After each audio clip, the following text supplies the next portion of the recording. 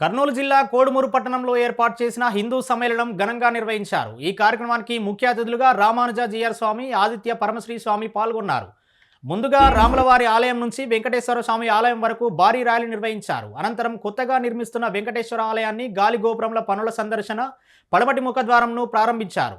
దేశంలో హిందూ సమాజంను చైతన్యం చేసి ముందుకు సాగాలన్నారు. హిందూ సమాజం పట్ల భావన, స్వధర్మం పట్ల అంకితాభావం వంటి వాటిని వికసింపజేసేందుకు హిందూ సమ్మేళనం ఏర్పాటు చేశామని స్వాములు తెలిపారు.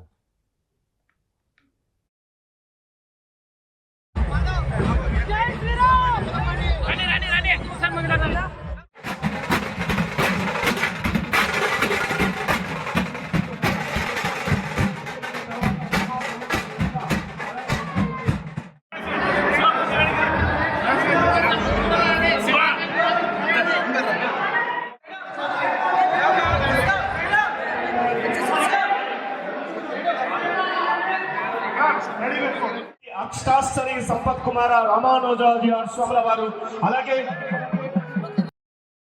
అన్నంతో జీవిస్తాం. అన్నం ఎవరు? పరమాత్మ. పరమాత్మకు అన్నం అని పేరు. రాజిస్టర్ భోజనం. శ్రీశైలం వెళ్ళాలి, వెంకటేశ్వర స్వామిని దర్శించాలి అంటే తిరుమల వెళ్ళాలి, ఇద్దరిని దర్శించాలి అంటే హరిహర క్షేత్రానికి రావాలి ఒకేసారి. ఎంత సౌకర్యం అండి మనకి!